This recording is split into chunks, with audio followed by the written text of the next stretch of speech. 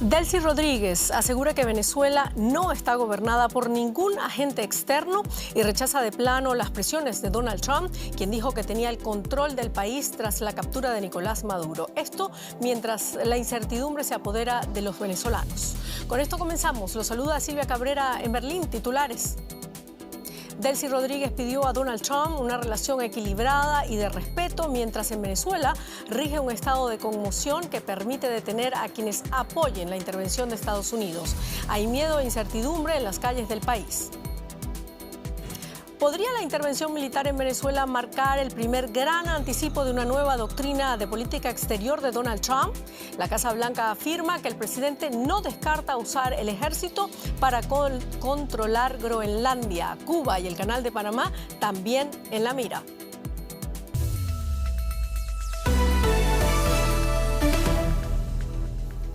La incertidumbre se mantiene en Venezuela mientras Delcy Rodríguez inicia formalmente su gobierno como presidenta interina bajo la presión de calmar cualquier disidencia dentro del chavismo y satisfacer las demandas de Washington. El presidente estadounidense Donald Trump aseguró tener el control de Venezuela y advirtió que si Rodríguez no hace lo correcto, va a pagar un precio muy alto.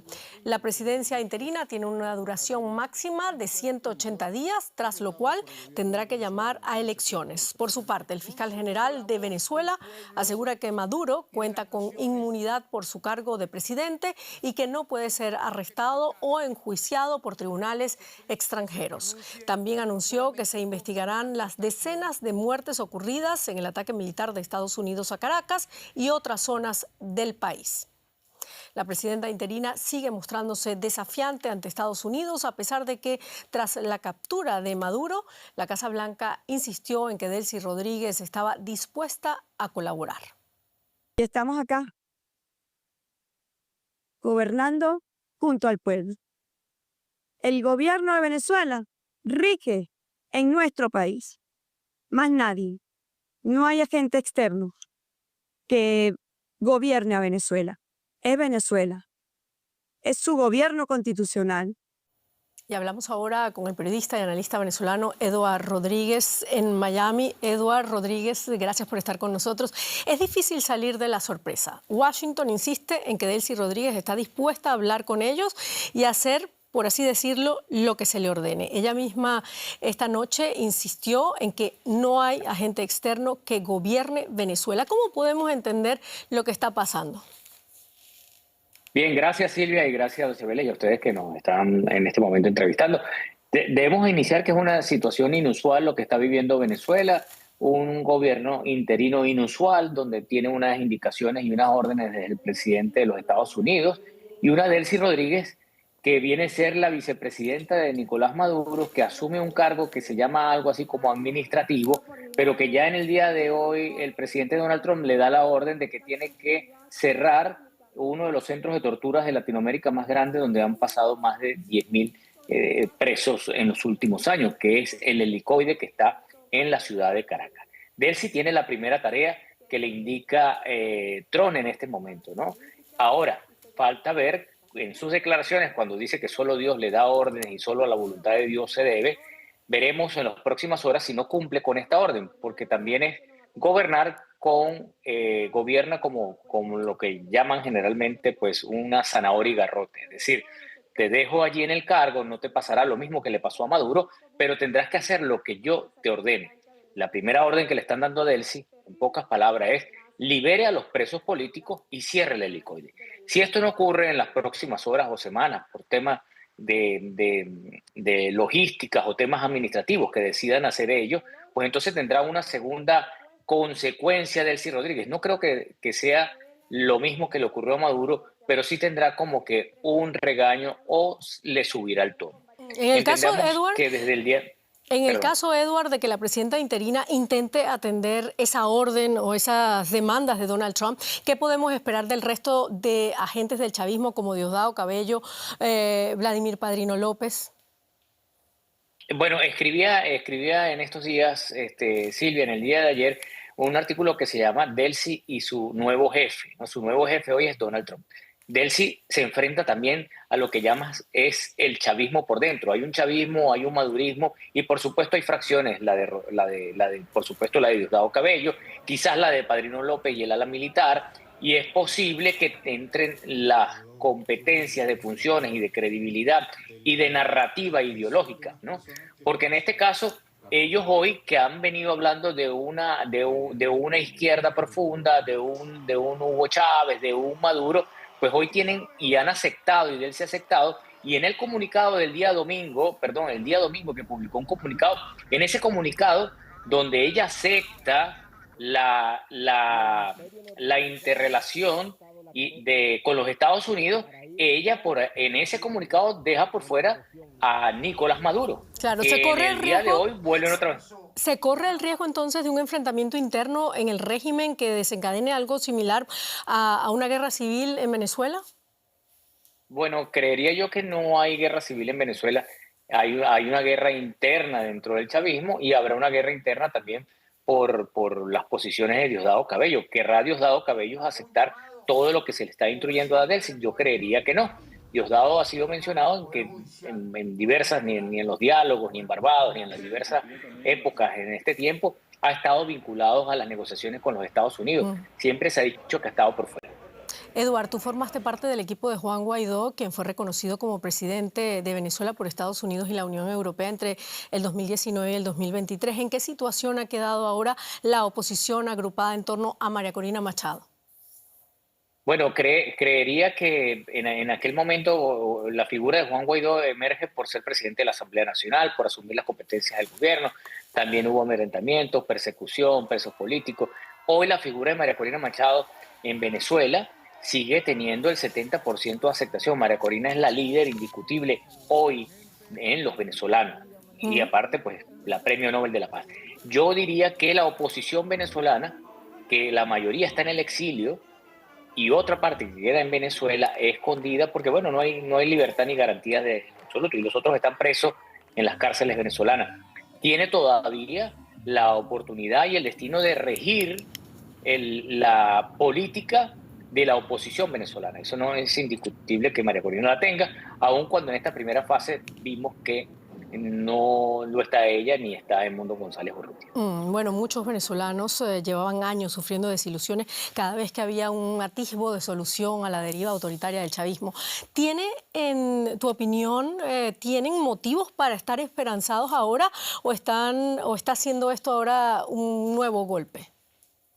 Bueno, diría Silvia que los venezolanos ahorita están como 50-50. Es decir, hemos llevado tantos golpes en 2002, Chávez renuncia, a los 2 días aparece nuevamente como presidente.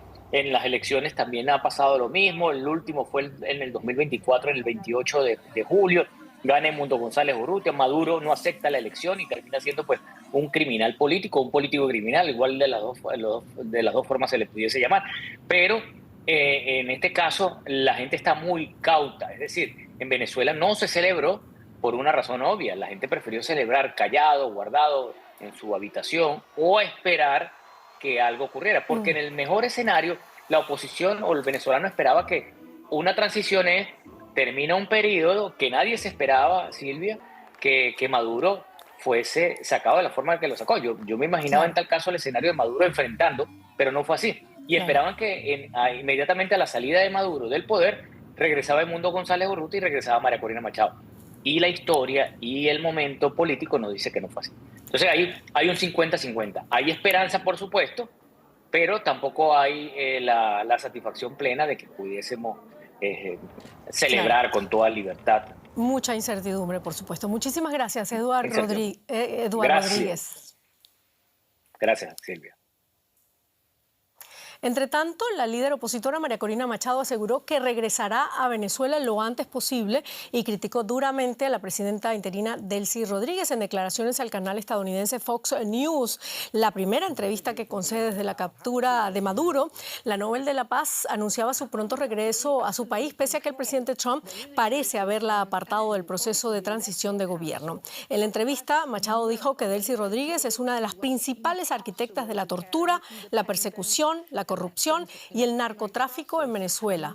Machado ofreció entregarle a Trump su Nobel, premio que el presidente estadounidense había declarado públicamente que ambicionaba. Y la reciente operación militar de Estados Unidos en Venezuela ha despertado el temor a una posible intervención de Washington en el país vecino Colombia. Este martes, el gobierno colombiano aseguró que se apoyará en los organismos multilaterales para enfrentar esa eventual amenaza. La canciller colombiana Rosa Villavicencio instó a Washington a respetar el derecho internacional y los principios de la Carta de Naciones Unidas. El pasado domingo, Donald Trump se mostró ambiguo sobre la posibilidad de dar luz verde a una operación militar en Colombia. Un Trump que acusó al presidente colombiano Gustavo Petro de estar implicado en supuestas actividades del narcotráfico. Y no solamente Colombia estaba bajo amenaza de Trump. En el último año el mandatario ha afirmado que quiere recuperar el canal de Panamá, convertir Groenlandia en territorio estadounidense y abordar la situación en Cuba. Los dirigentes políticos de casi todo el hemisferio occidental se encuentran ahora en estado de alerta. Una intervención militar y la captura de un líder extranjero. ¿Esta es la nueva normalidad de Donald Trump? ¿Y quién podría ser su próximo objetivo? Las acciones de Estados Unidos en Venezuela han enviado un mensaje claro sobre las prioridades de Trump en esta región del mundo. Él cree que debe mandar en el hemisferio occidental. La intervención en esta región forma parte en gran medida de la nueva estrategia de seguridad nacional que acaba de presentar la administración Trump. Poco después de la captura de Nicolás Maduro, Trump lanzaba amenazas contra Cuba. Cuba es algo de lo que vamos a terminar hablando porque ahora mismo es una nación fallida. La isla está sometida a un embargo comercial casi total de Estados Unidos y mantiene relaciones tensas con Washington desde hace décadas. Las declaraciones de Trump provocaron una reacción inmediata en La Habana. Este es nuestro patrio trasero, ni territorio en disputa. No aceptamos ni reconocemos la doctrina Monroe. La doctrina Monroe fue formulada hace 200 años como una advertencia de Estados Unidos a las potencias coloniales europeas para que no intervinieran en América. Antes de la Segunda Guerra Mundial, varios presidentes estadounidenses la utilizaron para justificar intervenciones en la región. Donald Trump parece ahora recurrir a esa doctrina de forma similar. El ataque estadounidense contra Venezuela fue ilegal según el derecho internacional. Si hay presidentes que hoy están nerviosos, uno de ellos es seguramente José Raúl Molino, en Panamá. Fue francamente el primero en aparecer en la línea de fuego cuando el presidente Trump asumió el cargo y sorprendió a todos al decir que Estados Unidos iba a recuperar el canal. Trump también ha reiterado en varias ocasiones su interés en adquirir Groenlandia, un territorio autónomo que forma parte de Dinamarca. Ahora declaraciones como estas adquieren un nuevo sentido. Necesitamos Groenlandia por razones de seguridad. De una forma u otra la conseguiremos. Tras la operación en Venezuela, la esposa de uno de los asesores más cercanos de Trump publicó una imagen de Groenlandia envuelta en la bandera estadounidense, acompañada de una sola palabra: pronto. Al reclamar derechos especiales sobre países soberanos del hemisferio occidental, las acciones de Trump podrían tener efectos en cadena a nivel global. Rusia y China condenaron con dureza la operación estadounidense y la captura de Maduro. Creo que Vladimir Putin vio la situación como un buen movimiento, pensando que así Trump no diría mucho sobre Ucrania. Y en Pekín, Xi Jinping, que un día antes había hablado de la unidad entre Taiwán y China continental, probablemente pensó algo similar. Buen movimiento. Y es que después de Caracas muchos se preguntan cuál será el próximo objetivo. Pero ¿qué tan legítimo además es esto? Vamos a analizarlo con Tomás Mujica, investigador del Centro de Estudios Internacionales de la Universidad Católica Argentina. Gracias por estar con nosotros. Bueno, tras la intervención en Venezuela y las amenazas explícitas sobre territorios como Panamá, Cuba o Groenlandia, ¿es plausible que Donald Trump recurra de nuevo a acciones directas contra otros países o territorios? ¿Qué está buscando realmente? Buenas noches. Bueno, muchas gracias por la invitación. Yo lo que entiendo obviamente es que Trump está reafirmando el interés de Estados Unidos por el hemisferio occidental, la prioridad que que el hemisferio occidental adquiere para la política exterior de Estados Unidos como esfera de influencia. Esto lo ha hecho desde el comienzo de su administración y en realidad profundizando con su estilo algunas tendencias que ya estaban presentes en la administración de Biden. Y esto ha quedado claro también en la Estrategia de Seguridad Nacional de los Estados Unidos que ha sido publicada hace algunas semanas. Ahora bien, ¿es posible que Estados Unidos utilice la fuerza para conseguir alguno de estos objetivos? Como por ejemplo Groenlandia o el Canal de Panamá. A mi criterio, eso en lo inmediato no, digamos, es poco plausible, teniendo en cuenta que implicaría romper acuerdos y en definitiva adoptar posiciones muy radicales frente a países que claramente son aliados de los Estados Unidos, como es el caso de Dinamarca, que digamos, tiene el gobierno sobre Groenlandia, o igualmente de Panamá. Es distinto del caso de Venezuela, donde gobernaba un régimen claramente hostil a los Estados Unidos, con además aliados extracontinentales que Estados Unidos considera como una amenaza para su seguridad nacional. Sin embargo, la Casa Blanca ha dicho esta noche que están sobre la mesa todas las opciones sobre Groenlandia, incluso la militar. ¿Estaríamos ante una nueva normalidad en la política exterior de Trump o ante una ruptura sin precedentes con el orden internacional? Yo creo que la ruptura ya está, digamos, ha sido manifestada digamos, en diversas acciones que ha tomado la administración de Trump. Claramente cuestiona de manera muy severa el orden liberal internacional que los propios Estados Unidos contribuyeron a construir, pero el uso, digamos, indiscriminado de la fuerza o de la intervención militar en objetivos como por ejemplo Groenlandia implicarían ir un paso más allá, porque sería una ruptura con el principal aliado que los americanos tienen en el mundo, a pesar de las disidencias que en este momento tienen, que son los europeos. De manera que yo me permito dudar de que Estados Unidos vaya a tomar ese paso, porque implicaría realmente digamos, un quiebre en su relación con Europa, que es el principal aliado militar que Estados Unidos tiene en el marco de la OTAN. Se habla mucho en estos días de la doctrina Monroe. Trump parece recurrir a ella para justificar sus acciones en el hemisferio occidental. ¿Usted cree que se está reinterpretando de una manera moderna esa doctrina Monroe o su uso más explícito y agresivo en décadas es lo que estamos viendo? No, yo creo que sí hay una reinterpretación de la doctrina Monroe y fundamentalmente hay un nuevo interés de Estados Unidos, un renovado interés de Estados Unidos en el hemisferio occidental que debe leerse en conjunto con, digamos, o en el marco de una situación estratégica a nivel global en la cual Estados Unidos está disputando con China y en menor medida con Rusia. Hay una disputa geopolítica y en el marco de esa disputa geopolítica Estados Unidos busca asegurar, digamos, o reafirmar su presencia en el hemisferio occidental, que de todos modos, digamos, Estados Unidos siempre ha practicado lo que algunos analistas llaman la denegación estratégica en el hemisferio occidental, es decir, ha intentado evitar que potencias extracontinentales hostiles a Estados Unidos establezcan así una presencia sólida. Entonces, vemos una manifestación de esa política más radical que la que existió en el pasado.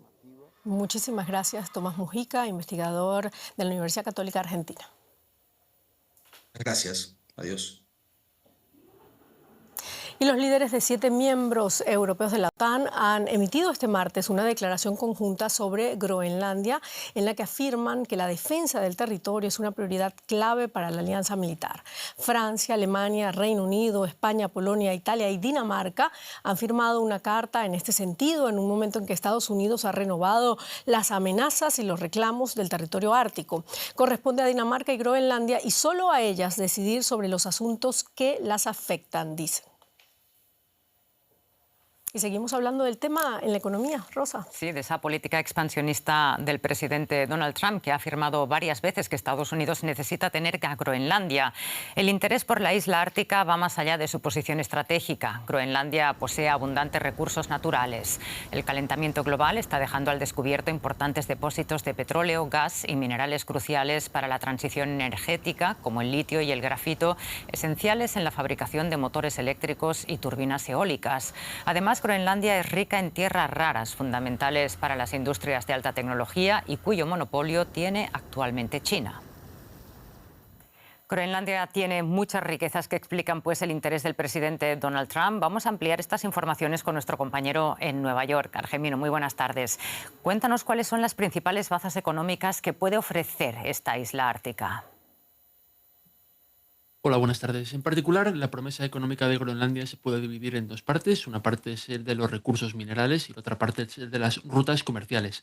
Respecto a los recursos minerales, hay todo tipo de riquezas en Groenlandia. De hecho, la Comisión Europea, en un estudio publicado en 2023, estimó que Groenlandia tenía entre 25 y 34 minerales estratégicos para la alta tecnología.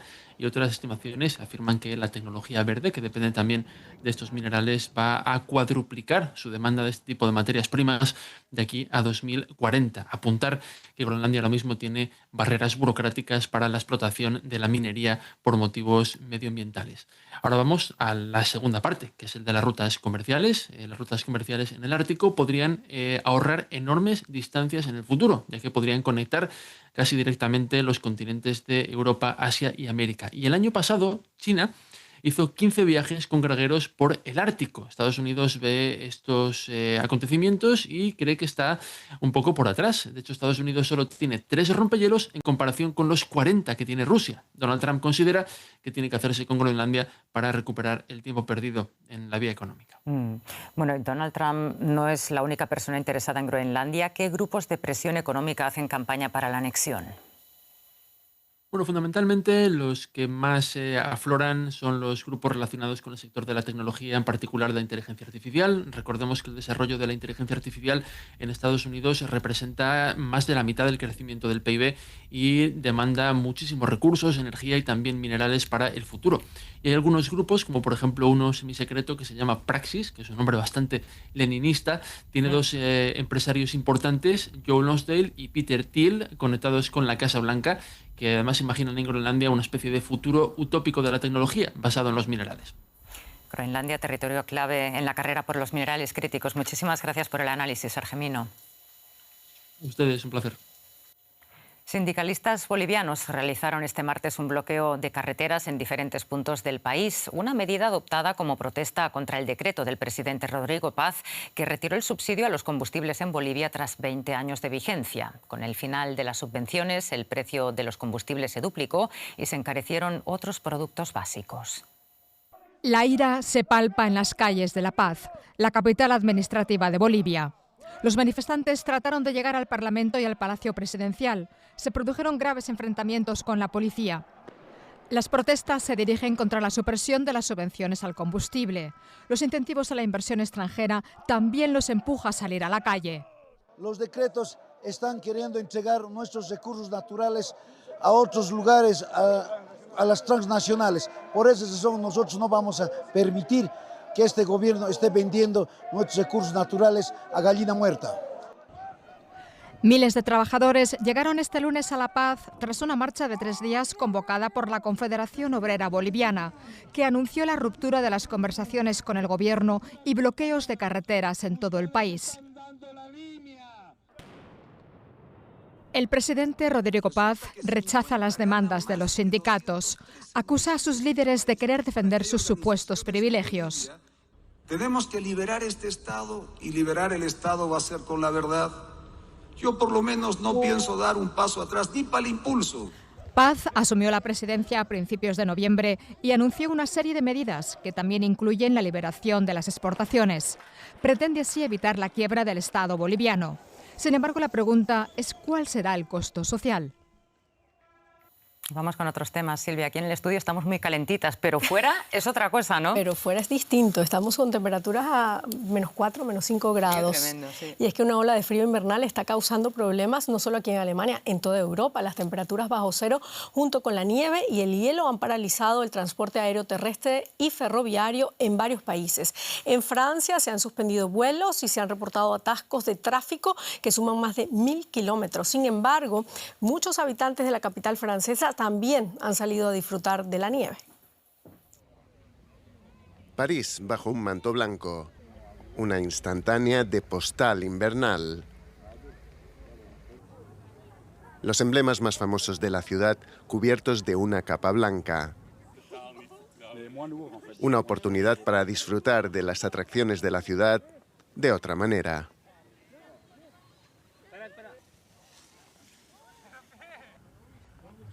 Pero a los viajeros más convencionales, la nieve y el hielo no les han traído otra cosa que problemas.